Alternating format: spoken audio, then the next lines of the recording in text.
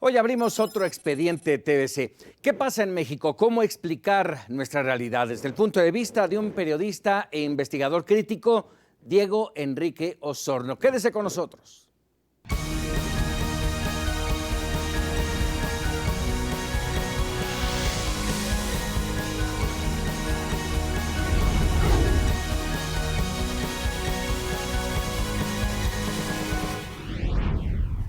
Diego Enrique Osorno, gracias por esta entrevista. No, gracias a ti por la invitación. Por estar aquí con nosotros en TVC, en Expedientes. Platícanos de entrada, ¿cómo entender tu trabajo a la luz de libros, publicaciones, documentales, todo con ello, con un sello especial, con un sentido crítico? Pues esencialmente soy un reportero y digamos que en algunos casos he escrito libros o he hecho documentales, pero fundamentalmente lo que he hecho es nota periodística, ¿no? En diversos espacios. Y lo que a mí me interesa es lo que le interesa a cualquier reportero, escudriñar en donde hay historias que puedan ser significativas para la sociedad en la que estamos viviendo. Yo creo que eso es lo que, digamos, hay cruzando los diversos trabajos que me ha tocado hacer, ya sea de documental o de series web o en este caso libros, ¿no? Como el que acabo de publicar. Así es, y bueno, en algunos casos estos mismos temas que tú escoges, para llevarlos a efecto, se necesitan agallas para entrarle. Pues digo, en general, la verdad es que cualquier asunto en un país como el nuestro, donde hay tanta polarización, donde hay tantos intereses, tantos conflictos, o sea, a veces hacer una historia, no sé, de un simple conflicto por un parque público en una ciudad perdida del país genera riesgos para los periodistas. Y creo que eso va implícito, o sea, no se puede ser periodista en este país sin asumir el contexto de conflictividad que existe. Claro. Y yo no le pondría un valor especial a mi trabajo, ¿no? Porque me parece que está pues dentro de las reglas. O sea, si quieres ser periodista en este país, pues tienes que pues entrarle con las reglas que hay, ¿no? Y sumergirte, en este caso, por ejemplo, con el tema del narcotráfico, del cual ya platicaremos, Diego, pero yo te preguntaría, hoy pareciera que nada ha cambiado en nuestro país, y voy a hacer mención de 3 de tus libros como parte fundamental de ese pareciera que no hay cambio. El primero de ellos, Oaxaca, la primera insurrección del siglo XXI, la trabajaste en el 2007, la preparaste en el 2007. Ajá. Luego pasando por País de Muertos, estas crónicas contra la impunidad en 2011, y hoy Slim. Pareciera que no ha cambiado nada. Sí, es cierto, pareciera que no ha cambiado nada, porque además es interesante. Yo hoy justo estoy trabajando en Oaxaca, en una comisión de la verdad que fue creada precisamente para tratar de combatir la impunidad que existe sobre múltiples violaciones graves a derechos humanos que hubo en 2006, que es el conflicto del que yo hago este libro del 2007.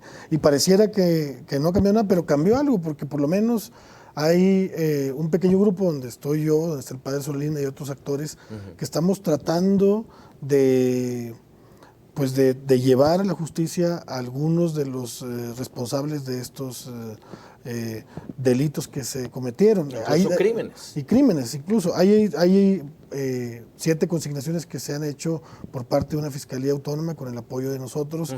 Estamos preparando un informe, pero efectivamente, durante todo este trabajo que estamos haciendo, nos damos cuenta de que existe esta sensación de que no cambió nada. De que no ha cambiado. Hubo alternancia en el 2010 en Oaxaca, llegó un nuevo gobernador que venía respaldado por todos los partidos que no eran el PRI.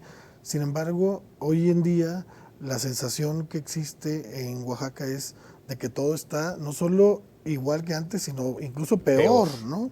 Y sí, o ve uno el caso de País de Muertos, que es un trabajo que me tocó coordinar con diversos cronistas en 2010, con el fin de visibilizar a las víctimas, porque digamos que estábamos en esta lógica de la guerra del narco, donde todos los muertos que había, el discurso que se imponía desde el gobierno del presidente Calderón es que que morían porque en algo andaban, ¿no? Que todos eran Sí, narcos algo o tenían algo que ver.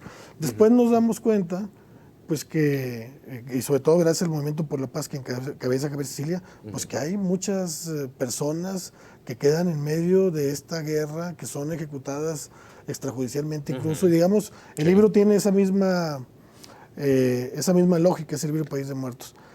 Y uno diría, no ha cambiado nada, pero fíjate, revisando el caso de Ayotzinapa, ¿no? De la ejecución 43. y la desaparición de estudiantes normalistas, que es, digamos que yo pondría el Movimiento por la Paz de Javier Sicilia como un movimiento que logra visibilizar a las víctimas, que el país se conmueva, ¿no? Que vea a las mamás de los desaparecidos, que hablen con el presidente, que nos conmovamos. Y hay una reflexión del país, me parece. Y ahora viene esta nueva tragedia y hay un movimiento derivado de esta tragedia, pero la reacción de la sociedad es interesante. Digamos que una de las principales consignas que se dan es esta de fue el Estado, ¿no?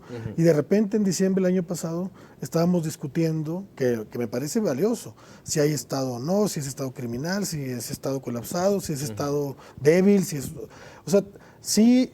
Parece que no pasa nada, pero se dan pequeños avances, ¿no? Se dan pequeños avances, por lo menos en la conciencia colectiva.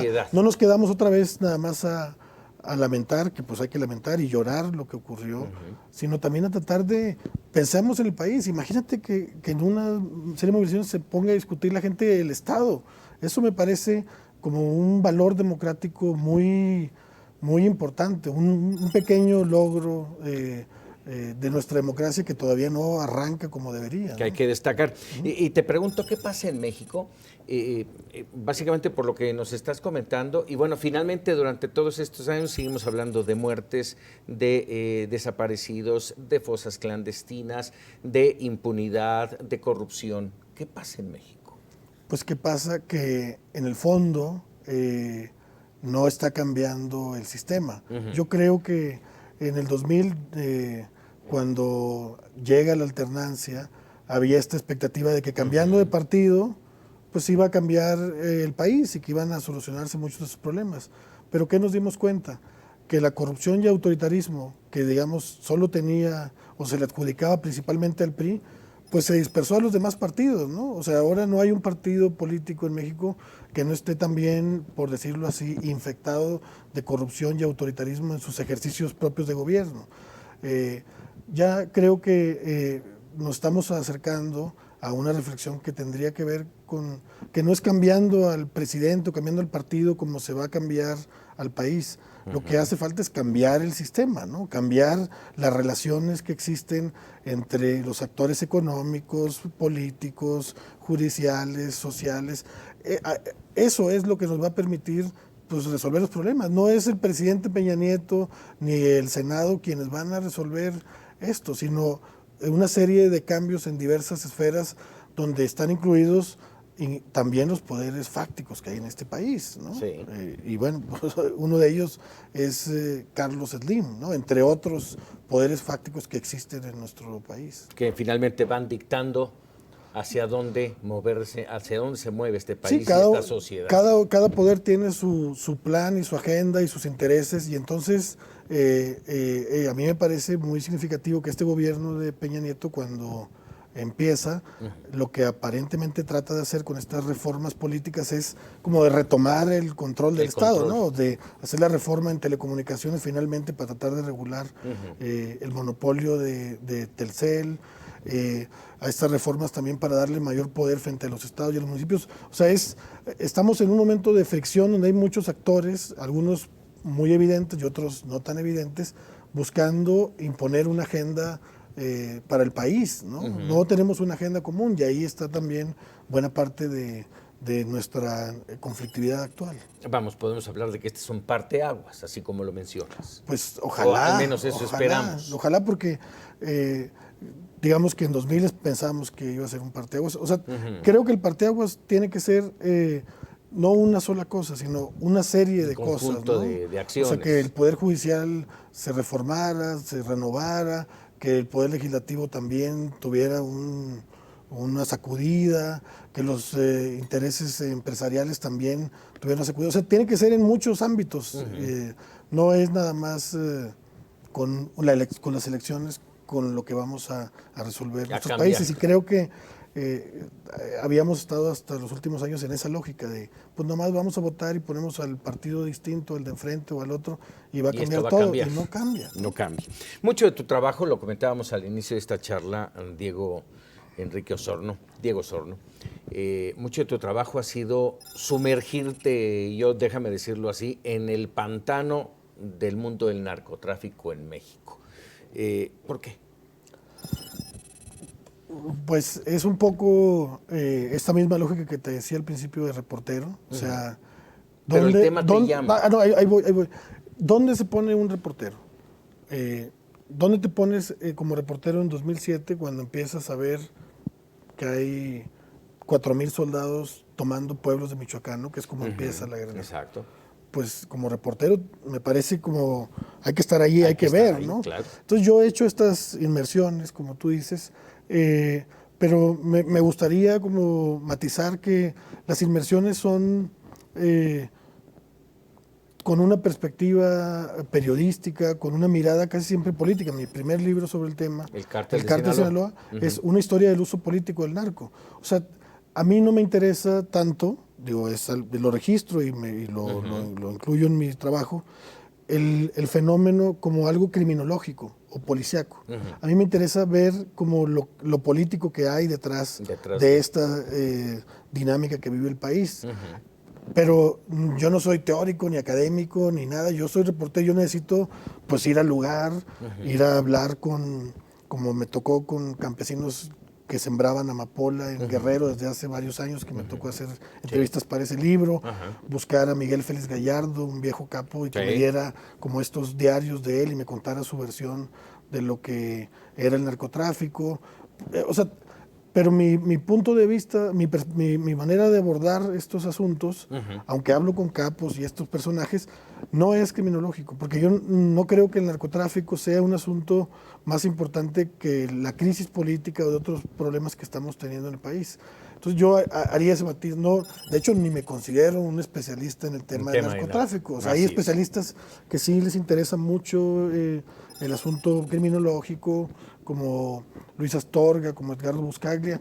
Yo no, yo soy reportero y yo busco más bien personajes de esta realidad que me permitan darle al lector como una mirada más amplia, ¿no? O sea, algo que me decía, por ejemplo, Félix Gallardo, pues es, yo cuando trabajaba en el narcotráfico, pues yo no me sentía un enemigo del gobierno y nada, yo me sentía más bien parte de una estructura. Claro. Así como hay un subsecretario de Comunicaciones y Transportes, pues yo me encargaba de la parte de transportar la droga para allá. O sea, una visión de Estado, declaración, ¿no? Sí. Diego Osorno, vamos a hacer una breve pausa, regresamos contigo. Continuamos aquí en Expedientes TVC.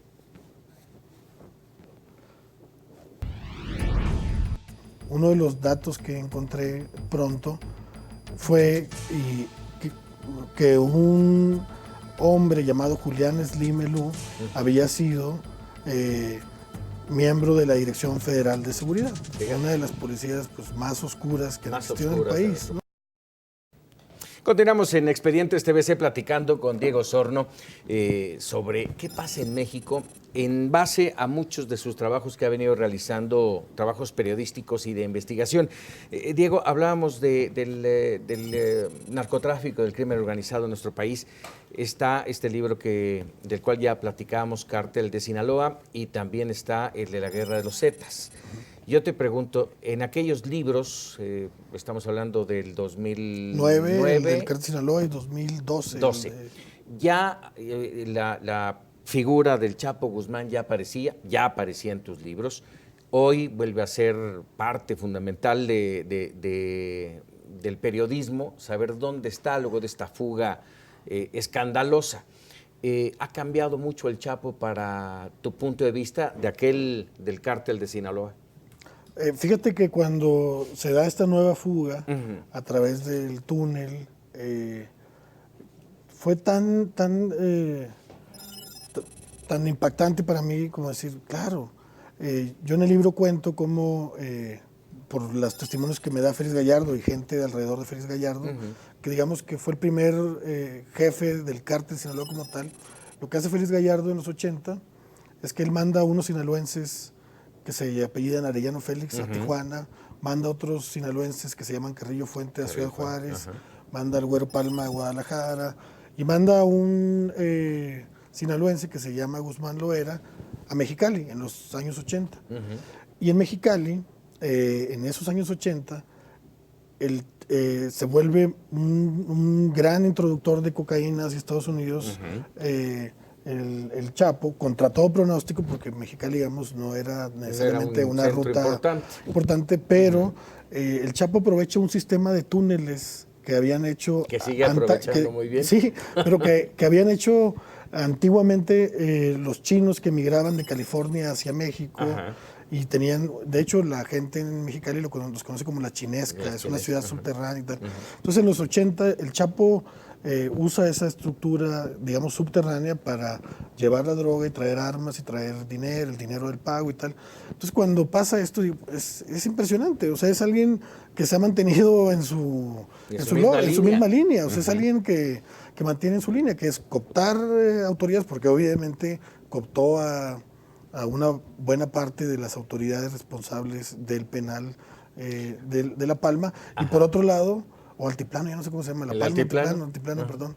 Y por otro lado, pues también la destreza de ingeniería de hacer estos túneles, ¿no? Dime una cosa, hace un momento hablabas de Félix Gallardo y de que él se sentía parte de una estructura. Tomando en cuenta esto,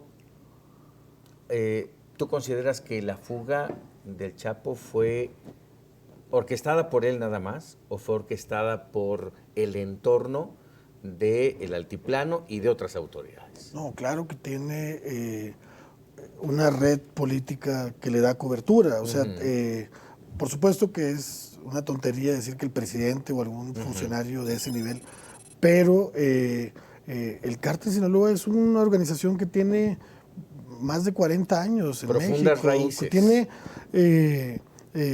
no solo un poder económico, no solo un poder criminal, tiene poder político, tiene un poder cultural. O sea, en Sinaloa, digamos, el principal aliado que tiene el cártel es la gente. La gente está, digamos, en buena medida en una lógica de comprender la actividad económica que ellos hacen, ¿no? Cuestionan la actividad criminal, por supuesto, porque desgasta, pero sí hay una estructura. O sea, no hay ningún capo en México, de los capos más importantes, o si acaso habrá uno o dos, pero el 80% de los capos en México, todos provienen del gobierno, todos fueron o policías, o militares, o trabajaron en la Dirección Federal de Seguridad. Hay una coordinación con el Estado, no es como en Colombia, donde, por ejemplo, Pablo Escobar sí desafió el poder político, donde enfrentó se confrontó con acá él. No, acá el narcotráfico siempre busca trabajar con gobierno. O sea, esa es una meta que tiene el narcotráfico permanentemente. Bueno, con todo esto, Diego, podemos hablar más todavía de La Reina de las Sombras, podemos hablar también de contra Estados Unidos, esta que ya nos hablabas de Javier Sicilia, esta marcha que hacen por la paz. Podemos hablar de muchos otros trabajos. Este de contra Estados Unidos fue de los últimos, sí, es 2014.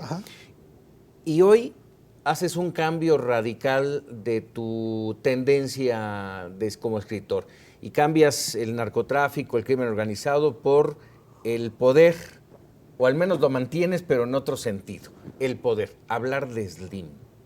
¿Por qué? Bueno, yo diría que es hablar de un poder fáctico, digamos, más legal, pues, ¿no? Como es Carlos Slim.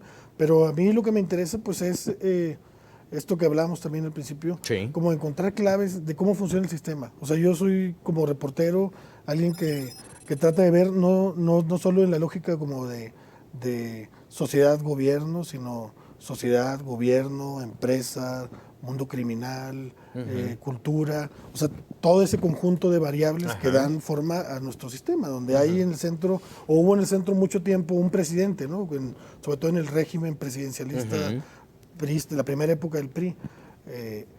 Y digamos que pues Slim es un personaje público que tiene el poder, que representa mejor que cualquier el poder económico. Entonces yo cuando empecé a investigarlo, hace algunos años, 7 para ser exactos, Sí, ¿no? bueno, 7. A la par de que iba luego haciendo estas coberturas, me acuerdo que uno de los datos que encontré pronto fue que un hombre llamado Julián Slim Elú había sido miembro de la Dirección Federal de Seguridad, Fíjate. una de las policías pues, más oscuras que Más existió en el oscuras de país. nuestro ¿no? país.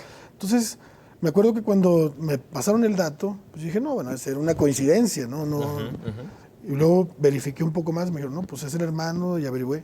Dije, bueno, es un hermano pues distante, un hermano lejano. Y luego seguí investigando y me di cuenta que era un hermano que estaba tan cerca que incluso había llevado a Slim a casarse, acompañado como padrino de bodas, un hermano que además cuyos hijos son actualmente los directores de Telmex y de algunas empresas importantes de Grupo Carso. Sí.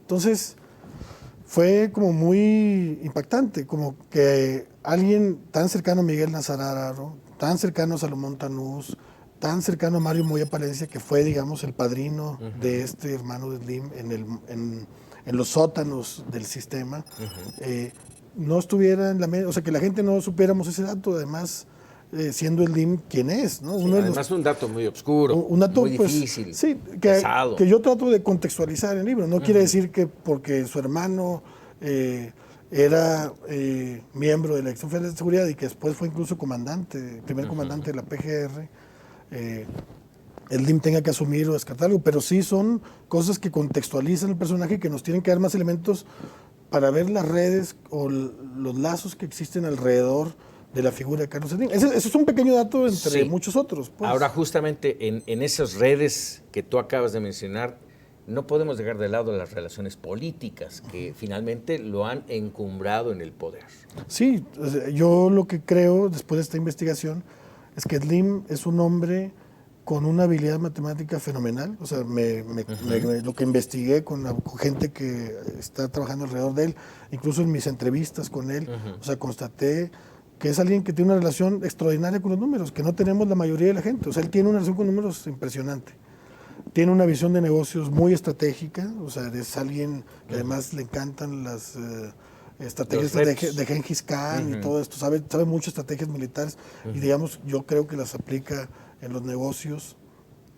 Tiene una disciplina y una austeridad para administrar sus empresas, todas esas cualidades las tiene, pero lo que casi no se habla y lo que el libro trata de plantear es esto que comentas tú, es cómo la política permea su fortuna, cómo las relaciones políticas permiten que estas habilidades que es innegable que él tiene puedan fructificar. Dime una cosa, con todo esto, y ya se nos viene el tiempo encima, tenemos 3 minutitos, el hombre más rico de México, con todo esto que acabamos de mencionar, ¿es una buena persona?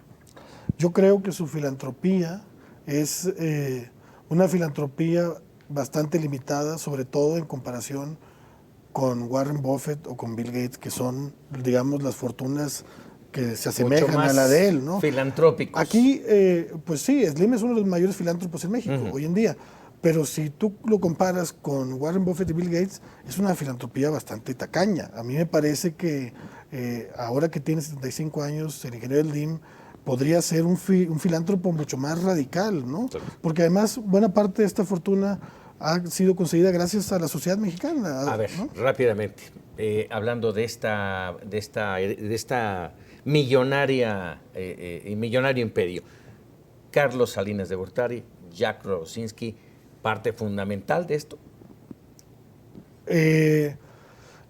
Slim es una pregunta que requiere una respuesta amplia, como en el libro se plantea, pero lo que a mí me quedó claro después de investigar es que la licitación de Telmex se hizo con puros postulantes que eran parte del sistema. O sea, los competidores de Slim, ¿quiénes eran? Roberto Hernández, que era mucho más cercano al presidente Salinas que Slim. Y el otro postulante, ¿quién era? Javier Garza, un paisano mío de Monterrey, amigo desde niño del presidente Salinas. Entonces, ¿qué hay en común? Pues que los 3 postulantes eran parte del sistema, o sea que no iba quizá no hubo la apertura que se hubiera requerido, aunque hay toda una serie de explicaciones que da Jack Rogozinski de que no se puede abrir a cualquiera este tipo de licitaciones, que tienen que ser perfiles específicos, ¿no? A mí me parece que esta licitación, pues es una licitación que evidentemente está hecha por el sistema para que sea un miembro del sistema quien se beneficie finalmente. Brevemente, dime una cosa, en un país con una pobreza extrema apabullante, ¿es fácil que un mexicano alcance ese nivel de riqueza y de poder? No, es muy difícil. Se requieren habilidades específicas como las que ya mencioné. Más, Estar muy bien con el sistema y saber acomodarse en el momento oportuno. Diego Osorno, te agradecemos mucho estos minutos para Expedientes TVC, platicar un poco sobre ti, sobre tu trabajo, sobre tu obra y sobre este que es el último ejemplar que hoy nos traes a presentar, Slim. Y bueno, por supuesto, esperamos que no sea la última vez que nos acompañes. No, yo encantado, en muchas Expedientes. gracias. Hay muchos expedientes que abrir contigo. Muchas gracias por la Muchísimas invitación, gracias. Y gracias a usted, nos vemos la próxima para abrir juntos un Expediente TVC.